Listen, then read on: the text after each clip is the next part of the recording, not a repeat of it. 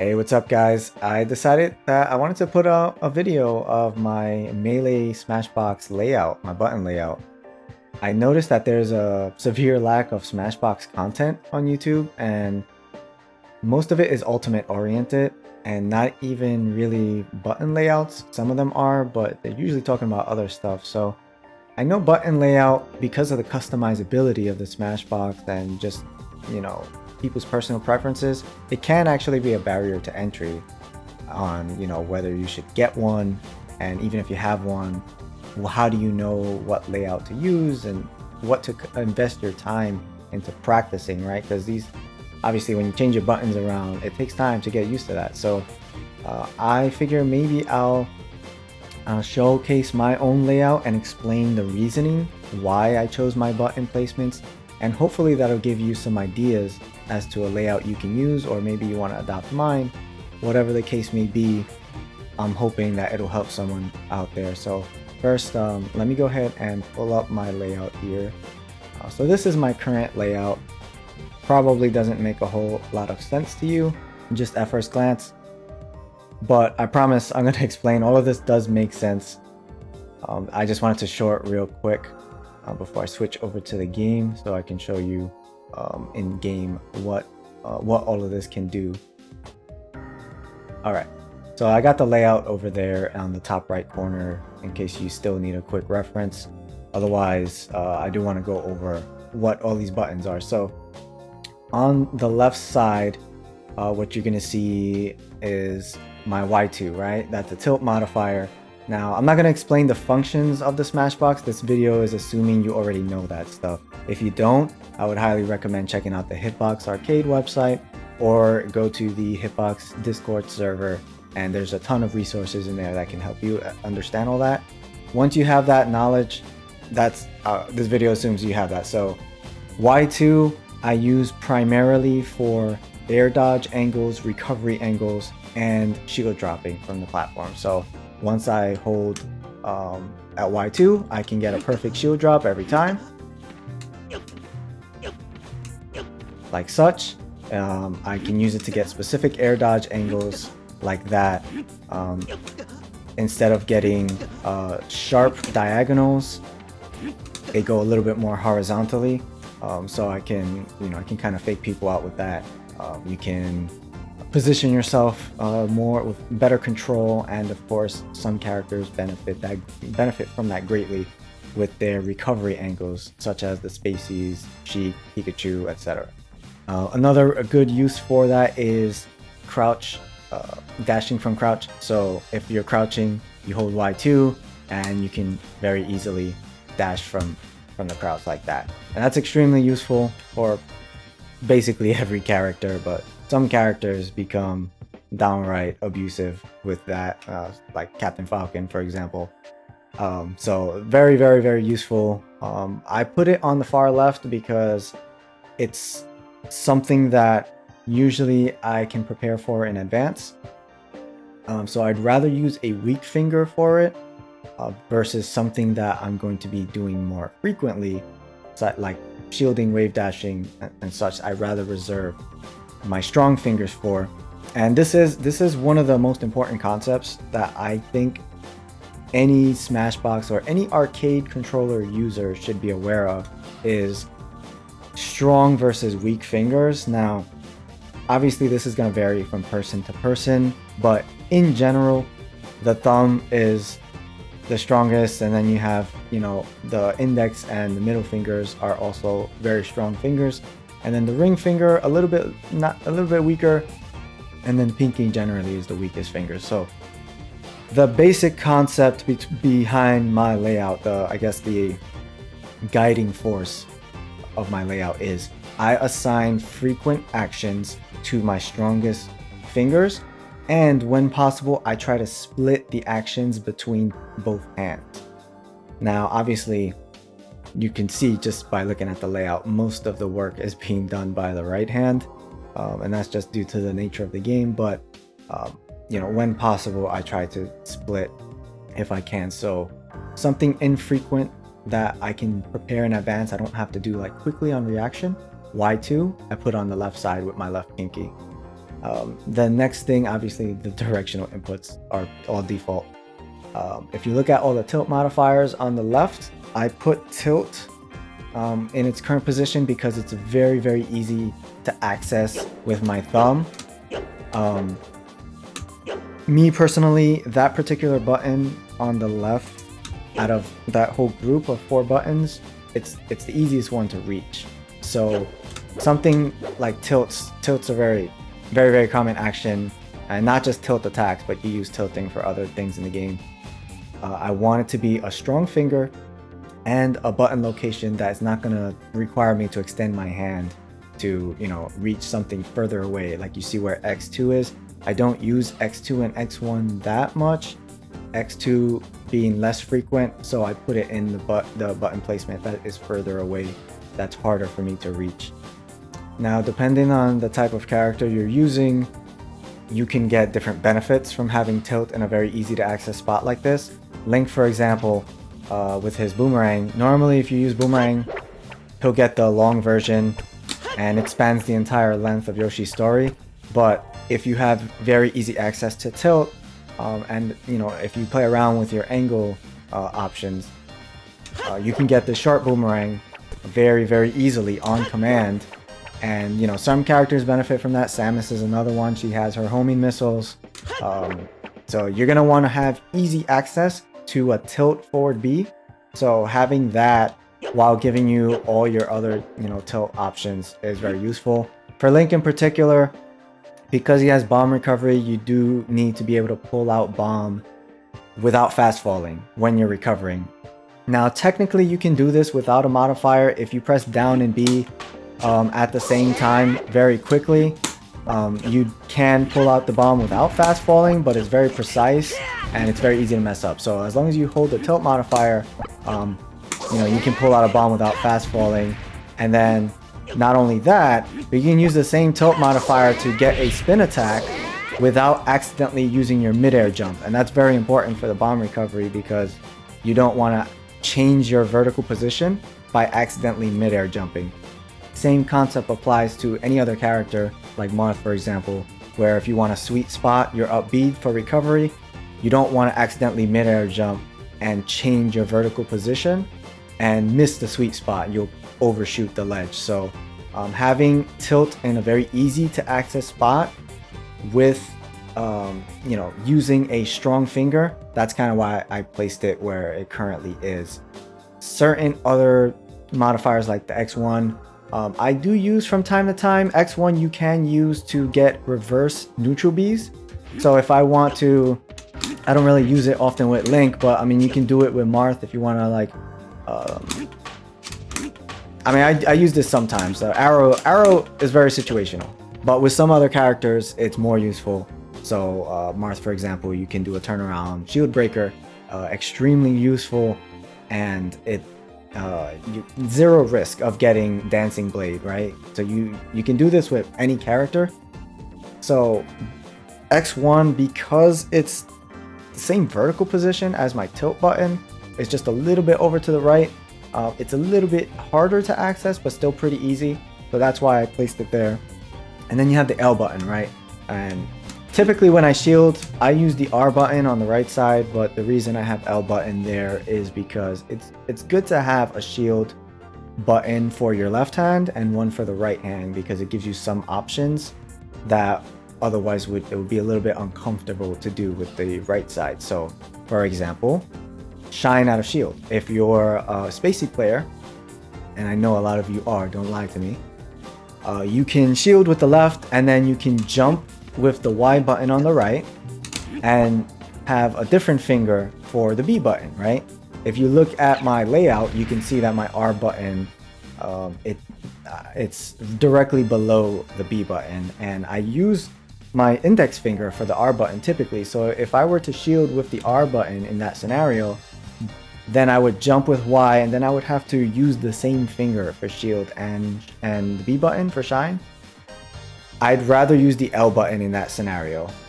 So that's why it's good to have a shield button on the left side for things like that. But for the most part, I use the R button. But yeah, that takes care of the left side.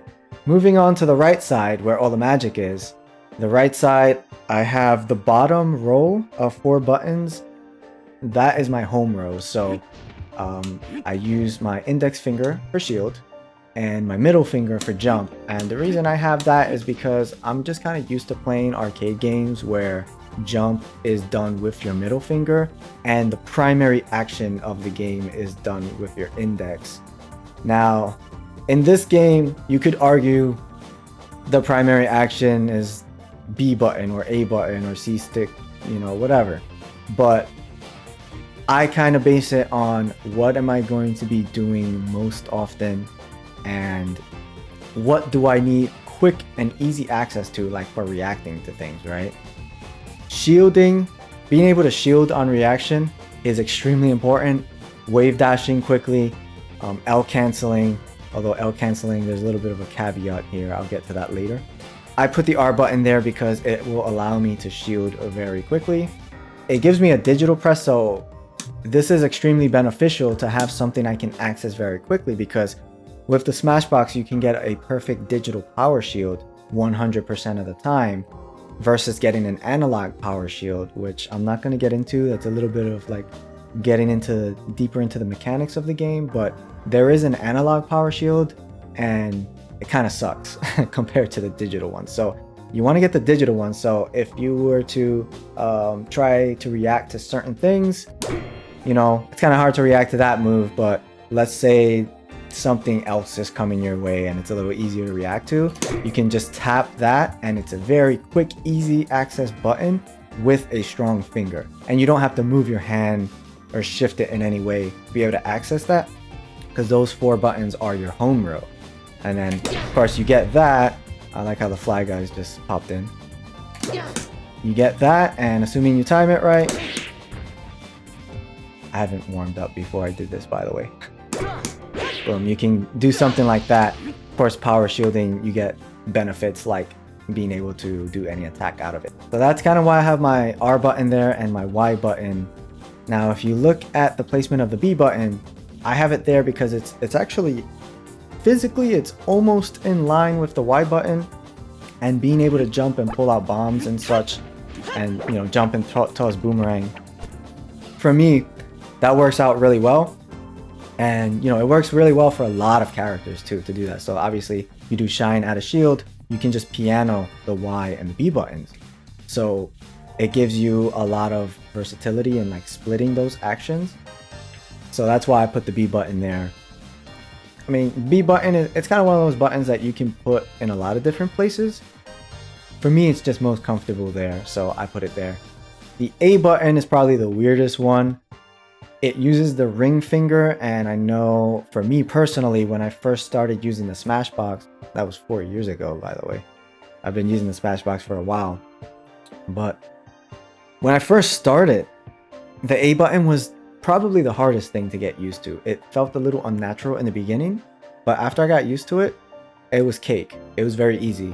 So if you decide to try the layout, I would say give it a little bit of time. Don't write off the position of some of these buttons. It might take you a bit of time, but if you ultimately decide you don't like it, then, you know, have at it. Go ahead and change it, but don't make a decision immediately because it does take some time to get used to these things.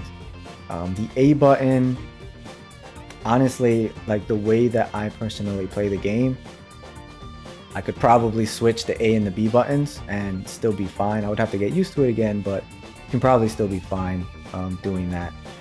But it would take some adjustment. Like I would have to shield more with L instead of R because, you know, you got Nair out of shield, and you want to have separate fingers for that. So if I have my index finger holding R to shield and my middle finger to jump, then I have my ring finger for the A button. I don't want to have to use my index finger twice, right? So again, going back to the concept of splitting actions between hands and fingers, you kind of want to reduce how many times you have to reuse the same finger in quick succession, right? So for example, if you were to shield with the R button and then try and shine at a shield, you would have to use the same finger. That's kind of why I mentioned the L button on the left side. Okay, moving on, you can see I have a left stick to D-pad, which uses my middle finger. I reach my middle finger up to the top row. That's really just for utility. Obviously, you don't really use that a whole lot in matches unless you want to taunt someone, which I don't really see that often. But if you are playing, for example, the 20XX hack pack and you're messing around in debug mode, or if you want to mess with the Samus's extended grapple, you have to use the D-pad to activate that. You can hold that down and it turns your analog direction buttons into D-pad ones. So I have it there just kind of for the utility of it. Same thing with the X button, which is also used in debug mode if you're trying to access some of those functions. The X button I don't really use at all in the game and when playing a match. It's just there in case I need it, or debug mode and that kind of thing. Alright, so the next thing I want to talk about is Y1. Y1 I use for very specific things, such as very particular almost horizontal angles with air dodging. You can use it for certain character recoveries like Spaceys, Sheik Vanish, get that very precise angle. For Link, it has a very useful utility for his boomerang. So typically, if I were to stand at this range, normally, at this range, Link will get the strong hit of his boomerang. If I were to angle it downward, which would cover people crouching or wave dashing, Falcon Raptor boost, the downward boomerang will cover those options. But if you hit someone with it, it usually goes over their head, over his head like that. So since it goes over his head and it's still technically like he didn't catch it and it's like in play, you can't toss another one. But if you use the Y1 modifier and toss it like that, not only will you get the strong hit, but Link will catch it again, giving you the option to keep tossing it every time he catches it. So things like that, again, the utility is going to depend on the character you use, but just to give you an idea of how some of these things can be used for different characters, my particular layout, I have actually, tested it with a wide range of characters, not just Link, and I've been able to pull off everything that I need to do with any character pretty much with this layout. So hopefully that'll be the case with you guys too. Alright, so the next thing coming up is the shield modifier, light shield toggle. Light shield, obviously, if you use regular shield, you get a full digital press. Hold the light shield modifier and you get the light shield. Now, this is going to depend on the values you have set in your Smashbox designer app. If I hold L to shield, I actually have different values set, so I can get an even lighter shield. Obviously, if you hold Z, you get the maximum light shield too. So if you buffers that one, you'll always get that no matter what. But I have it there because it uses the pinky, and it's not something that I use very frequently, and it's also something that I'm not really gonna have to do too much on reaction. If I do, I still can react quickly to do it, but it's really just there if I need the light shield, which is not very often. However, some characters like Mr. Game & Watch, for example, they don't have the best shields. Or if you took some shield damage and you need to, just buff it a little bit just to cover the character's body a little more, it gives you that option there. Alright, and I already mentioned the X button I don't really use. It's just there for utility. So moving on to the C buttons and the Z button. The C buttons, that's pretty self-explanatory. I just left them in the default positions. They work for me. They are, relative to each other. The directions make sense. So I just left them like that. The one that I really want to explain is the Z button, because I know that button is kind of out of the way. And sometimes people, they want to put something less common in that spot, which is perfectly reasonable, right? Like you can put shield toggle there and be just fine, because it's out of the way. It's not something that you're going to be using a whole lot. The reason I have the Z button there is primarily because it uses the thumb. And that goes back to the concept of strong fingers, right, versus weak fingers.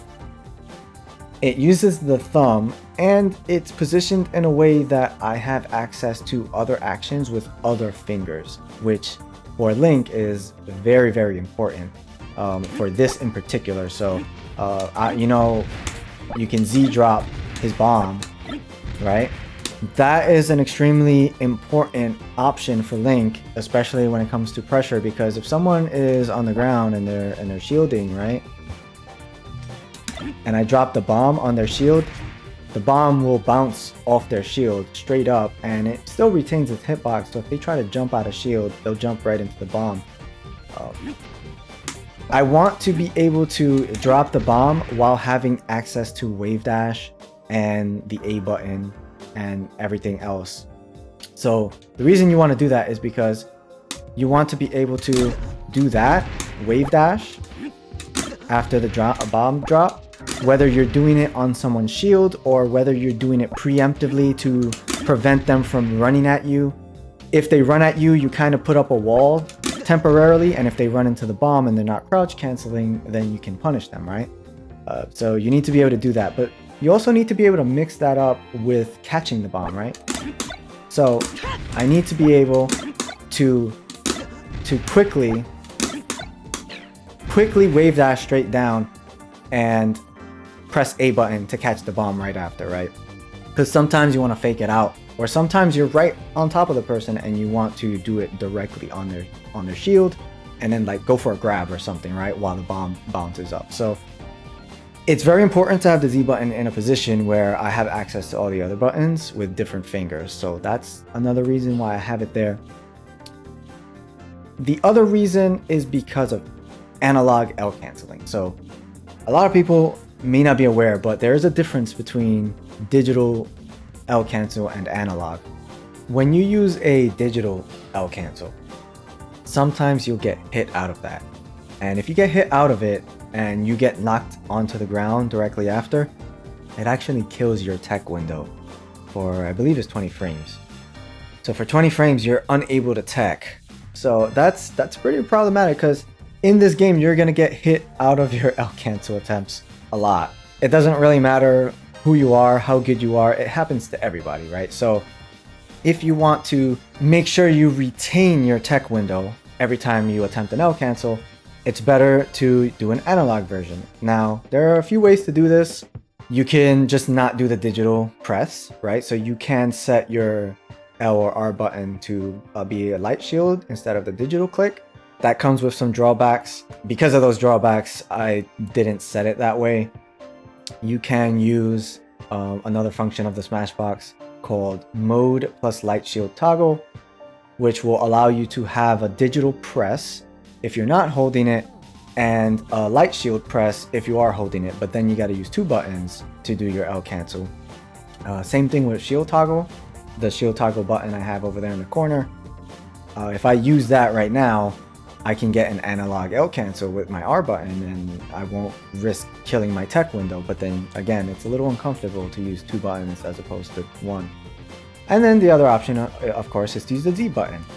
Now, I know it may seem out of place to do all of your L cancels with the Z button, which is all the way at the bottom, but it's actually a lot more comfortable than you might imagine. It is a bit out of the way, and if you have really small hands, then it's probably not going to feel that comfortable. But then again, I think the Smashbox design, I think for anyone who has like smaller hands, I think it could use a smaller version. Hitbox team, if you see this, maybe consider a smaller version with more compact layout for people with smaller hands. You know, especially children. It would be pretty cool actually to see that. Using the Z button to get your analog L cancels, it actually feels pretty natural, and again, it uses a strong finger and it leaves my other fingers available for other actions like jumping and wave dashing. I also noticed that there's a little bit of a benefit with any character that has to do like a really low aerial. Like if you have to do a delayed aerial and you have to L cancel immediately, like Falco, for example, does that a lot. You can actually just slide your finger. So like if I'm doing like a down air, for example, with Falco, rather than press down air with my thumb and then lift my thumb off the C button and then press Z, I can literally just slide. I press C stick down and then slide my thumb to the Z button, and I can very easily piano my L cancel, and it feels super natural to be able to pull that off for my really like low aerial. So it gives you that benefit, having the Z button in that position. When it comes to button placements, there's a lot of flexibility. I mean, you can go with pretty much anything you like. The reason I have my buttons the way I have them is really because of comfort, splitting actions between hands and fingers, strong fingers versus weak fingers, common actions versus less common actions, versatility between characters, being able to do different things with different characters based on their needs. I find that this is a pretty universal setup for a lot of different characters, that it pretty much covers all my bases, so I can do anything I want without having to switch. You know, I don't have to switch profiles or layouts or anything between characters. I can just use this one layout, and it's kind of like a one-size-fits-all for me. So whenever you're setting your buttons and trying to come out with a good layout for you, or if you want to use my layout as a template and then maybe you can make some tweaks, or even if you just want to just adopt my layout and you get used to it and you find you really like it, I'm hoping that this video will help you out with that. The main thing is safety of, protect your hands, spread the workload between different fingers, different hands when possible. Obviously, have ergonomic sitting position and hand positions. You don't want to play for too long. No controller is a perfect solution, but provided you're doing everything well, you can play for a very long time. And with this particular layout, I've been able to play far longer without any pain or discomfort compared to a GameCube controller, and I've been able to pull off everything I need to very consistently and comfortably. And that's really kind of what you want to go for, is consistency and comfort. Start with the basic fundamentals first. Basic actions: jumping, wave dash, jumping out of shield with a nair, shield stop into jump out of shield nair, things like that. You want to be able to do all those things comfortably. Split them between different fingers. It's gonna feel very natural after you get used to it. I did want to touch real quick on jumping, because I know being able to piano jumps is also very useful in this game, because this game doesn't have too many buffers. There are very few things in the game you can buffer. Jumping, believe it or not, is actually one of them, but you cannot do it with X or Y. You can only do it with the up button. And I wanted to kind of touch on this because it does help with certain characters like Link, for example, and Marth. So if you notice, after his back air, I can jump before landing. Link is one of those characters that has an aerial that will end before he lands, right? As long as you don't fast fall it.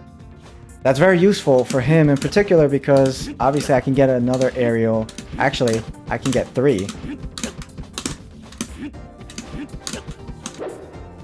So I can get like 2 back airs and then a nair or an up air, and the 3rd aerial will come out. So you actually can get a lot of pressure on someone. You can do like a back air, jump and boomerang, back air, jump, grab bomb, or whatever you want to do. You have that option. Marth has that option too. They can jump in forward air and then jump again. You have a lot of flexibility with that, but that buffer only comes from pressing up. If you press up towards the end of the animation, you'll buffer the jump. So you increase your chances of getting that jump. Same thing, if you get hit, if you press up towards the end of your knockback, your hit stun animation, you'll buffer the jump. So if you want to get a jump right away, like let's say Fox does up throw up air, and you kind of want to jump And it kind of gives you an option select here because you want to DI up, right? You want to DI up and then like to the side and whatnot. You get the option select of the upward DI and the jump, right? So you can kind of like get a first frame jump to change your vertical position, which will increase the chances that his up air, the second hit, won't get you. So having up to jump is very useful, and also with like shield stopping, if you want to dash, shield stop, you press up to jump and you can get a nair right after, right? And that's very useful for characters like Marth. For example, like I can do like this.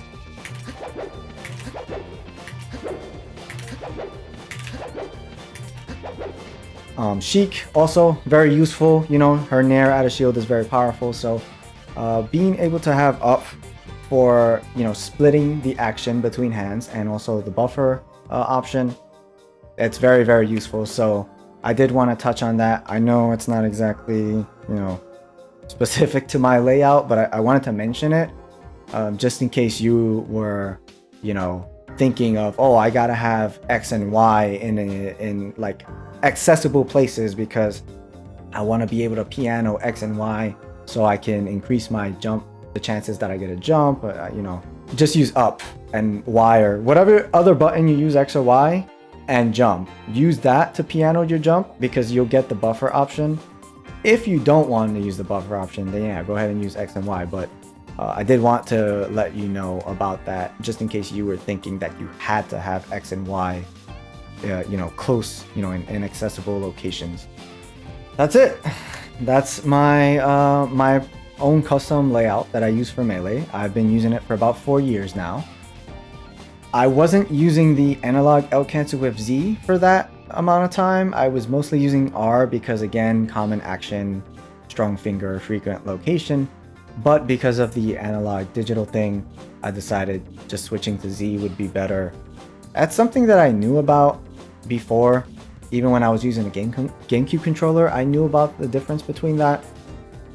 But I didn't think it would be a big issue. So I just kept using the R button when using the Smashbox. But apparently it winds up becoming a factor more often than you might realize. So I definitely recommend whatever you do, if you plan to be serious about the game, definitely make sure that you have it set up so that you can comfortably get analog L cancels.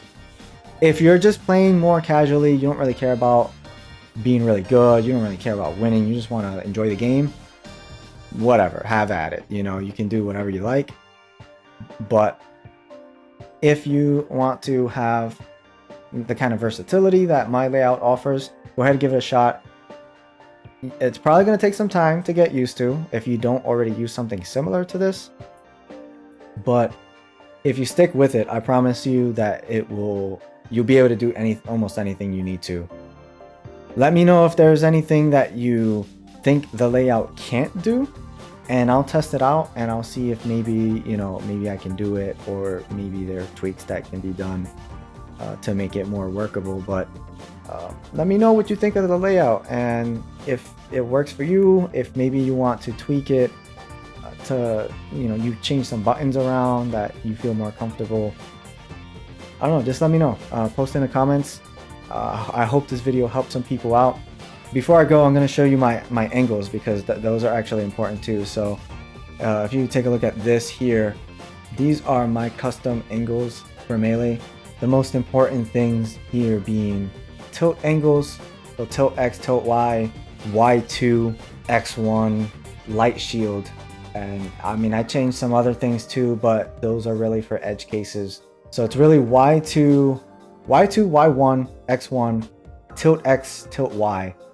Those are the most important things. And then the light shield values as well to get, you know, I'll get like a half light shield and like a, you know, mostly light shield. So just copy these if you want to try it out. I should also mention, you can't really see it in the screenshot, but I did increase my range of my analog to 255. I actually forget why I did that, but if these angles don't work for you exactly the way I showed in the video, that might be the reason why. So you can try changing that to 255 and that you'll get the same result as me. So yeah, let me know. I hope this video helped you guys out. At the very least, I hope it was interesting to see someone else's layout, and I'll catch you next time. Peace.